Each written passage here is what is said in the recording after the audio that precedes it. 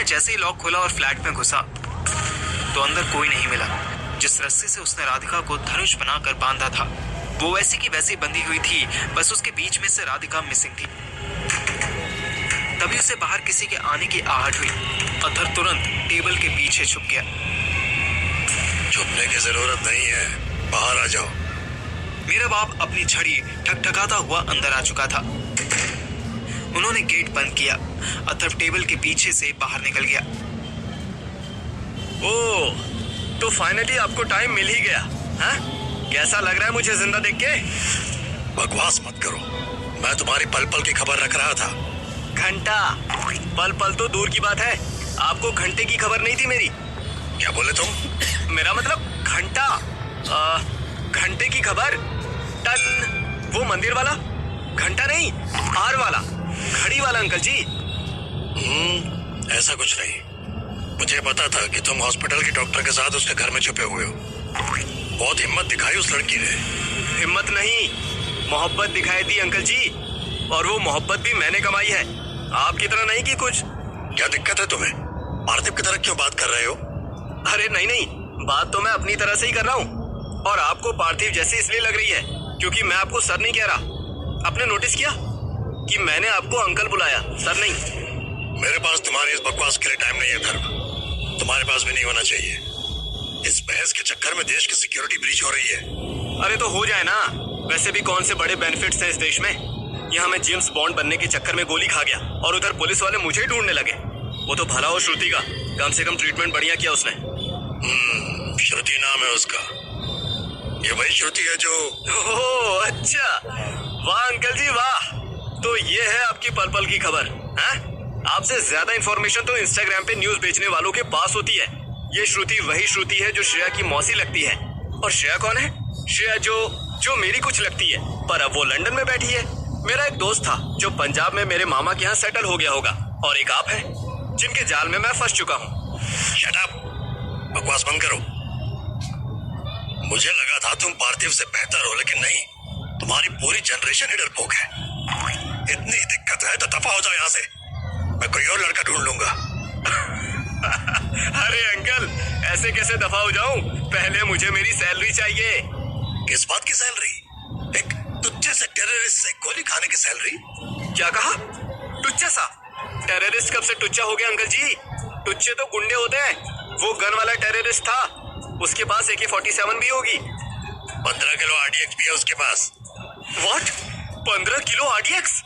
RDX मतलब समझते हो ना?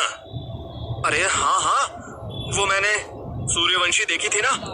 तो इतना RDX ये लोग कहाँ ले जाएंगे? पार्लियामेंट में? अभी तक तो ऐसा नहीं लगता है। मेरे घर पर हुए ब्लास्ट के बाद से मेरी टीम बिखर गई है। मुझे उन्हें फिर से जोड़ना होगा। मेरे पास ज्यादा टाइम नहीं है। क्यों, आपको कहाँ जाना है? पंजाब? मुझे ब्लड कैंसर है बेवकूफ। अरे हाँ, सॉरी, मैं भूल गया था। मेरे बाप ने जेब से 500 के कुछ नोट्स निकाले और अथर्व को पकड़ा दिए। तुम्हारी बाकी सैलरी में एक वीक में तुम तक पहुंचा दूंगा। मुझे वो ब्रीफकेस लौटा देना, और गलती या मजाक में भी किसी से फ्लाईओवर के नीचे वाले सेटअप के बारे में बोला ना तो बहुत बुरा होगा तुम्हारे साथ। आई डोंट थिंक कि ऐसी कोई सिचुएशन आएगी, क्योंकि मैं आपको इस हालत में कैसे अकेला छोड़ूंगा। मुझ पर कोई एहसान करने की जरूरत नहीं है, तुम जा सकते हो। अथर्व कैसे जाता? यहाँ से निकलने के बाद तो उसे कोई 4000 की जॉब भी नहीं देता। मेरे यहाँ एक फन और एक एडवेंचर भी था जो अथर्व के सैटिराइसिस के इफेक्ट को कम करने में हेल्प कर रहा था। वरना अथर्व जैसा ठरकी राधिका जैसी फुल ब्यूटी को बिना कपड़ों के देखने के बाद भी कंट्रोल कैसे कर पाता? अरे नहीं अंकल, सर जी, मैं आप पर एहसान थोड़ी कर रहा हूँ, मैं तो आपका साथ दे रहा हूँ। बात हमारे देश की है सर, और वैसे भी देश का सिपाही हूँ मैं, देश के लिए फर्ज है मेरा। और मैं ही अगर... बस नौटंकी नहीं, यहाँ क्यों आए थे ये बताओ।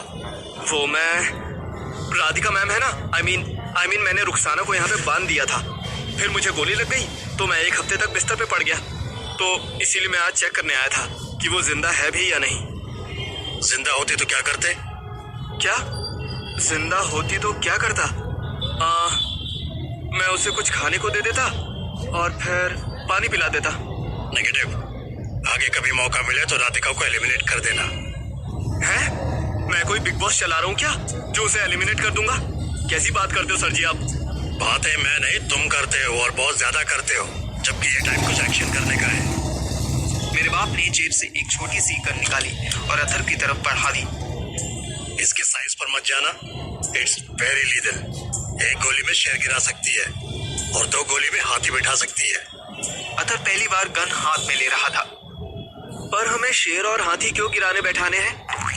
अच्छे भले खड़े हैं, वैसे ही रहने देते हैं। मेरे बाप ने कोई जवाब नहीं दिया। वो पूरे फ्लैट में घूमने लगे। अतर बड़े ध्यान से उनकी हर एक्टिविटी देख रहा था। गन को हाथ में लेते ही उसका तुरंत चलाने का मन था, पर उसने फिलहाल इस टॉय को जेब में रख लिया।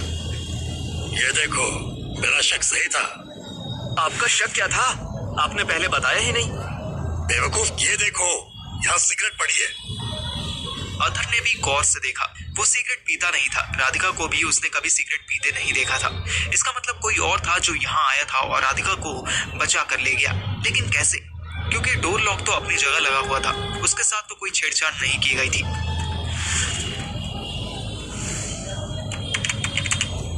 इस फ्लैट का दरवाजा भले ही छेड़ा ना गया हो, पर यहाँ होशियारपुर में मेरे साथ ऑलमोस्ट रोज छेड़छाड़ हो रही थी। स्वीटी इतनी कमीनी लड़की थी कि डिस्क्राइब करना मुश्किल था। वो रोज रात को सुहानी के सोने के बाद मेरे वॉशरूम जाने का वेट करती थी। पहली 2 रातों में तो मैंने जैसे तैसे एडजस्ट कर लिया था, लेकिन थर्ड नाइट जब मैं वॉशरूम गया तो स्वीटी दांत दिखाती हुई वैम्पायर की तरह मेरी पीठ पे चिपट गई। उसको जबरदस्ती मेरी जिंदगी में एडवेंचर डालना था। वो जब मुझे अकेला देख लेती तो कह देती, एक अफेयर कर ले पागल, तेरी मैरिड लाइफ ऑसम चलेगी। मैं उसे 10 बार मना कर चुका था कि मैंने अफेयर करने के बाद ही शादी की है। उसका जो खुश रहने का फॉर्मूला है ना, वो अरेंज मैरिज वालों के लिए काम आ सकता है। पर स्वीटी तो स्वीटी थी। उसे अपनी ठरक पूरी करने के लिए मुझसे एक किस चाहिए थी। एनीवेज, उसके दिन रात के टॉर्चर से बचने के लिए मैंने डेटा एंट्री ऑपरेटर की जॉब ज्वाइन कर ली। यहाँ मेरी सैलरी भी 15,000 ही है, लेकिन सुहानी के सेंटा क्लॉज टाइप फ्रेंड से हेल्प मिलने के बाद हम दोनों इतने में फिलहाल घर मैनेज कर सकते थे। बस 1 महीने की बात थी। यहाँ पंजाब में सर्दी भी करारी होने लगी थी, इसलिए गर्म कपड़े भी लेने थे। मैं सुहानी को याद कर ही रहा था कि उसका फोन आ गया। हाँ जी सुहू, बोल। तू कब तक आएगा? 8 या 8:30 तक। सेम टाइम ही आऊंगा। इसमें पूछने वाला क्या है? नहीं, तेरा कोई सरप्राइज देने का प्लान तो नहीं है? क्योंकि मैं पूरी रात नहीं सो पाई। अरे कल रात तो मैंने तू कुछ नहीं यार, मच्छर ने इतना परेशान किया ना। तू तो थका हुआ था, सो गया। मैं सारी रात बैठी मच्छर मारती रही। क्या इंटरेस्टिंग सीन था। मुझे स्वीटी परेशान कर रही थी, सुहानी को मच्छर परेशान कर रहा था। हम दोनों पति पत्नी रात में अलग अलग ही स्ट्रगल कर रहे थे। वैसे स्वीटी और सुहानी के बीच अब थोड़ी बहुत बात होने लगी थी। स्वीटी जब भी गुंजन मामा को सुहानी के पास जाते देखती तो बैटमैन की तरह उसे बचाने आ जाती। बड़े वेदर प्रूफ मच्छर हैं यार, पहले तो सर्दियों में गायब हो जाते थे। तो वो छोड़ना, कुछ लेता हुआ आइयो इनके लिए। कुछ लेता हुआ आइयो इनके लिए। ये सेंटेंस ऐसा साउंड कर रहा था जैसे घर के बच्चों के लिए चिप्स लेकर जाना हो। मैंने अपने फोन में मॉर्टिन नोट कर लिया और उसे वापस जेब में रखने लगा तो याद आया, श्रेया से भी 1 हफ्ते से बात नहीं हो पाई थी। मैं उसे कॉल मिलाने ही वाला था कि मेरा बॉस नजर आ गया।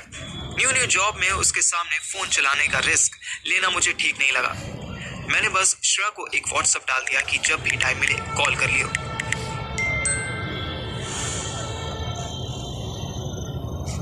जब दिल्ली में सुबह के 9 बजे थे तब कैम्प्सफोर्ड में 3:30 बजे थे और श्रेया जाग रही थी। श्रेया का 1 हफ्ता मेरे और अथर्व से बिल्कुल डिफरेंट गया था। उसको पहले कॉलेज में सेटल होना मुश्किल लग रहा था, पर फिर उसने खुद को सरेंडर कर दिया और धीरे धीरे उसे सब अच्छा लगने लगा। इनफैक्ट लंदन की सर्दी भी अब उसे उतनी बुरी नहीं लग रही थी, क्योंकि Cheers, Shreyu, finally London settle होने के लिए। श्रेया पिछले 1 हफ्ते से रोज रात को इतनी दारू पीती थी कि वो बेहोश होकर सो जाए। मॉन्टी बेचारा शरीफ आदमी था, वो तो शराब को हाथ भी नहीं लगाता था, पर श्रेया के लिए लेकर आने में उसे कोई प्रॉब्लम नहीं थी। वो ग्लास, सोडा और विस्की ला कर रख देता था और श्रेया से बात करते करते सो जाता था। श्रेया उसके सोने के बाद रोज अतर को कॉल मिलाती थी, पर रोज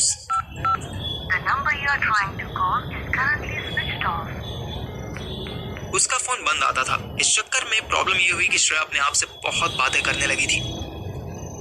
आज भी फोन स्विच ऑफ आया ना साले, तो इस छिपकली जैसे आइटम के साथ सो जाऊंगी मैं। पर आज रिंग जाने लगी। श्रा की हार्ट बीट तेज होने लगी।